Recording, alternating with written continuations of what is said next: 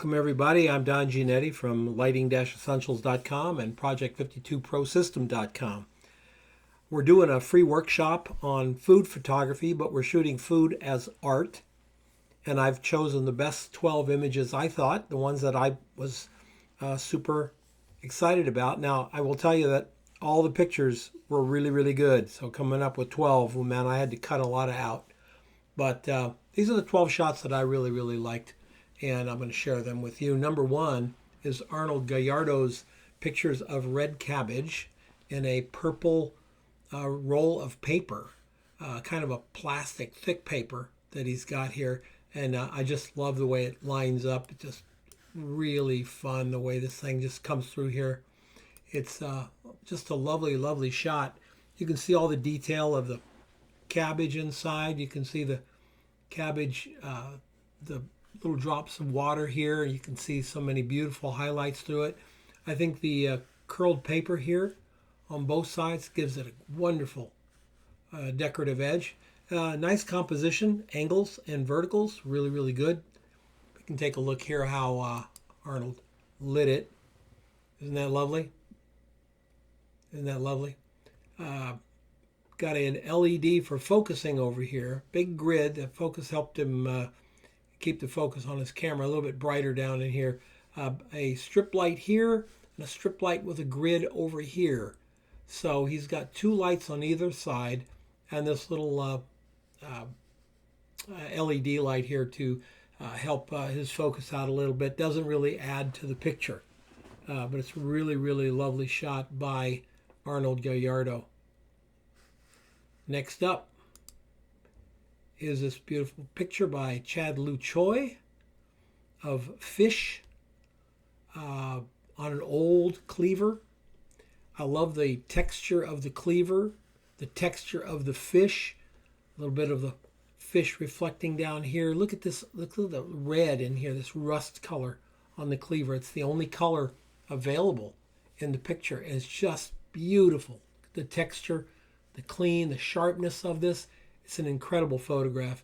Just lovely. A little bit of water on the corner there, which just makes it, little chip taken out of the cleaver. We know it's a very old cleaver, and Chad shared with us that they are also very old fish. They've been frozen for a while.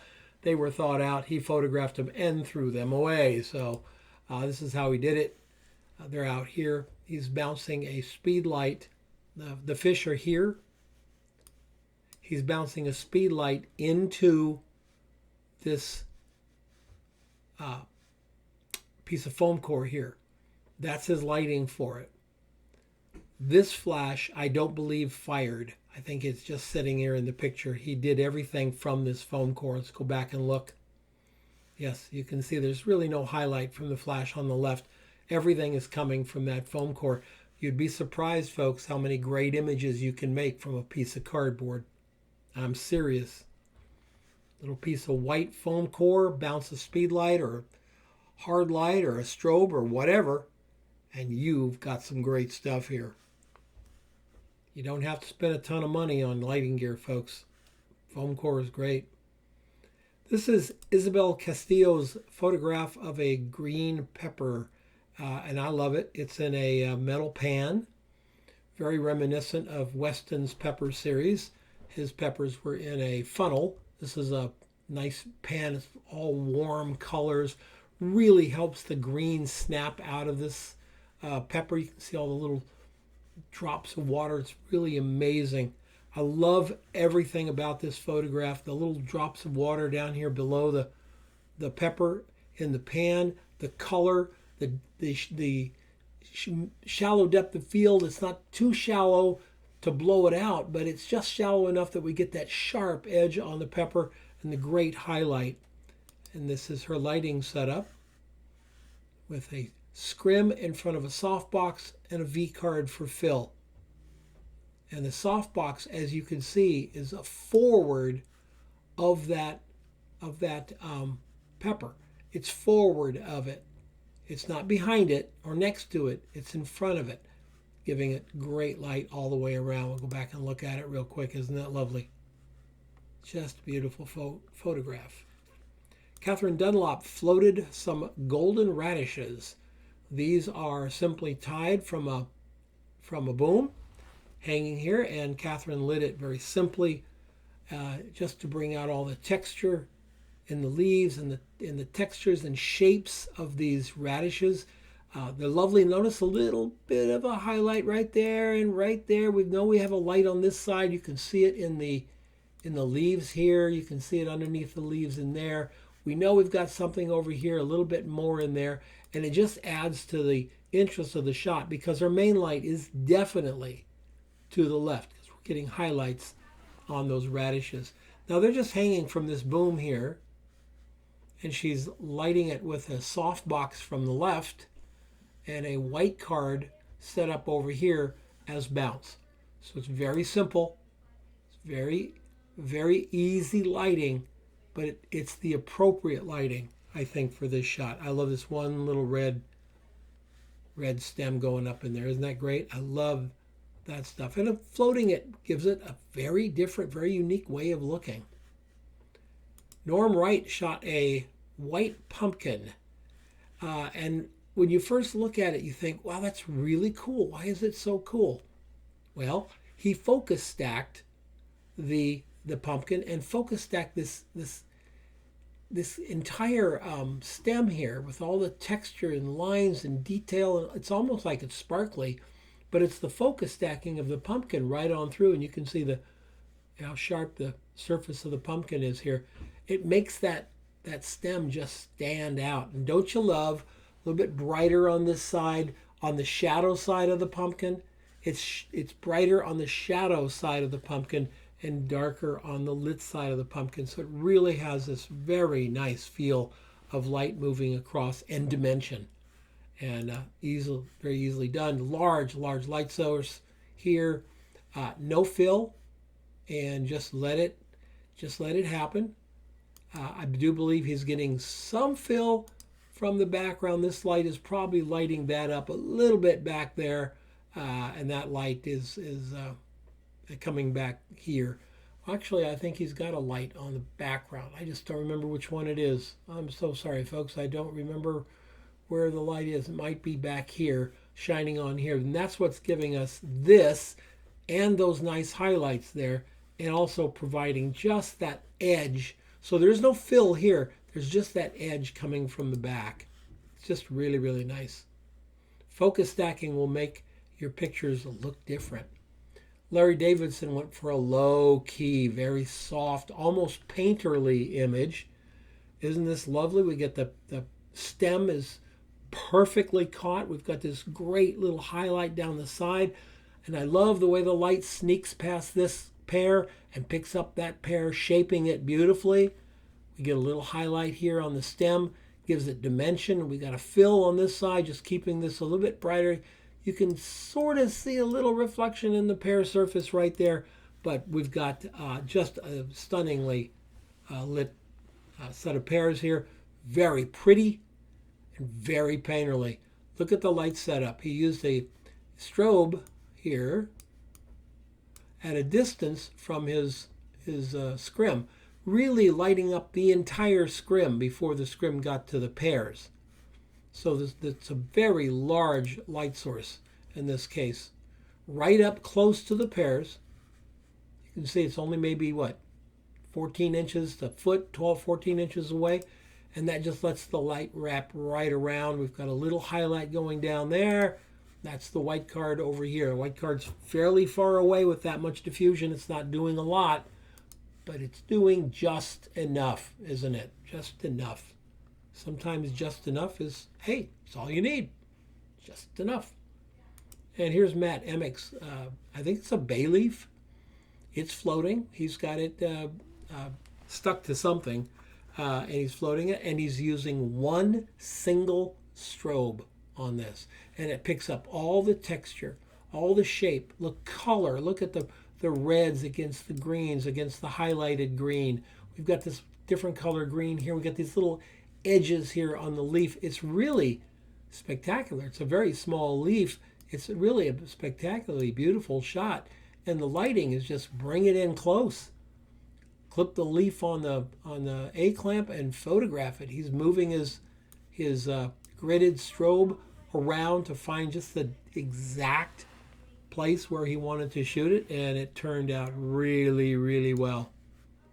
Really, really well. Just a lovely shot. Let's go back and look at it one more time since you've seen the lighting. Isn't that great? Just great. This is Michael Wood's shot of eggs with a shadow. And the shadow and these little cut pieces of paper that curl up here, and the shadow being black and the eggs being white, and it's just so mysterious. It's just almost like an old design of a print or something. It's really lovely. All the eggs are nicely and sharp. The shadow is a whisk. It's a whisk. It's going to whisk them into scrambled eggs. Very frightening if you're an egg. I've never been an egg, but I read about eggs being frightened by whisks like this. So we have the whisk with a 8200 coming through the whisk. That's the only light he used on the shot. The 8200 coming through the whisk. It's a hard light, and it's got a very dramatic end to it. This side of the egg, you see these little highlights on the egg? Those are actually created by the light hitting the white table. It's the table that's giving those eggs that light on the edge here. The table itself is doing it. There's no fill. Really nice. Paul Furland, I'm not sure. I think that's what it is. Paul Furland shot these great white pumpkins on an old board he had stored in the back. He went through several old boards to find the right one. Did it perfectly. Picked up some leaves from the lawn and stuck it on here. Isn't this just beautiful? Again, very painterly. I love that there's just enough board coming through to tell us what they're sitting on, but not so much board that we see it as an integral part of the shot. The little nail here, that's an added bonus. Isn't that nice little nail in there so we know it's old and kind of textury. Look at the texture here in the leaves. Really, really clean. How is it lit? Super simple. Natural light. Put it by a big window and light it up. That's a big window. That's going to give us really super light. And very, very soft light. Even though it's a big window to one side, notice how the shadows are brought up. He didn't do much of that in Photoshop. That really is kind of the way the light is. You can see it's all the way behind the camera here. This huge light is providing so much natural feel and ambient. It's just gorgeous. Isn't that a beautiful photograph? Sheila Ann Lawrenson shot this single pair, and even though it looks like it, that is not a spotlight. That is just a fill light from this side. It's backlit. You can see the highlight on it, light coming back in a single fill from the front, lighting the pear. The shape of the pear is what's making it look like that little glow. I thought it was really pretty with cinnamon on the old surface. We've got a nice little highlight on the top of it. The horizon is right there. We've got this silver and brown and gray. And the pear just pops. It just pops out.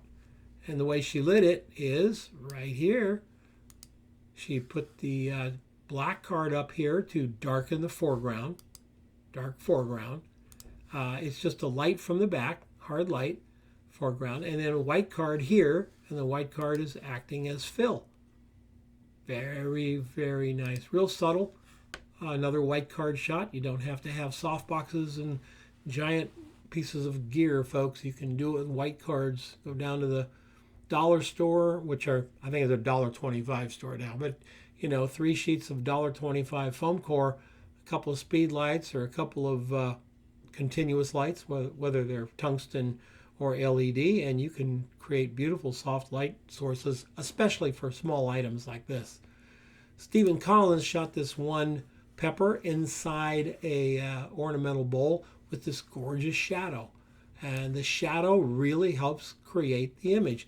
The shadow there, the circle here, we have a circle within the circle of the bowl, and inside that circle of the bowl we have another circle of the pepper.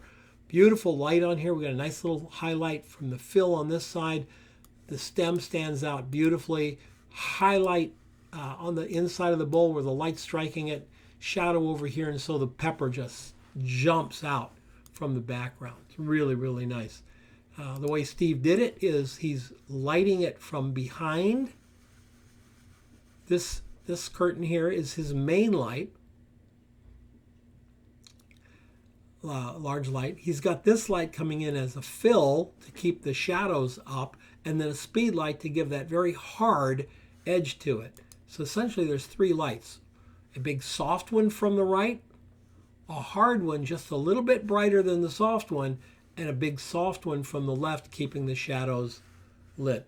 Really very well done. Nicely executed photograph by Steve Collins. Janis Tilkes hollowed out the orange, filled it with orange juice, and dropped a ice cube into it and caught it. Just beautiful. Look at how, don't you love the little highlights on the orange here? This is very nice that he's done this. That little bit of highlight lets us know how fresh that juice is. He probably had to wipe it with, to keep it moist with orange juice down there just a little bit. Make sure it's not on the glossy surface, the black plexi, but really, really well done. Lovely reverse reflection there in the plexi. And Janis, as usual with Janis, he always lets us know exactly how he did it. This is a fairly simple shot for Janis, but he's got it in here, and it's really, really great. Wonderful stuff here by Janis Tilkes. Let's go back through it. It was Steve Collins, Sheila Joy Lernson, Paul Furland, Michael Woods, Matt Emick, Larry Davidson, Norm Wright, Catherine Dunlap, and Isabel Castillo, Chad Luchoy, and Arnold Gallardo. Thank you very much for coming along. Top 12 shots this week. I probably could have grabbed 12 more, but I want to keep these videos right about where they are now. So everyone have a great one. If you'd like to read more about what I do, they're down in the comments. You can find links, etc. in the comments. Have a great day, and we'll see you next time.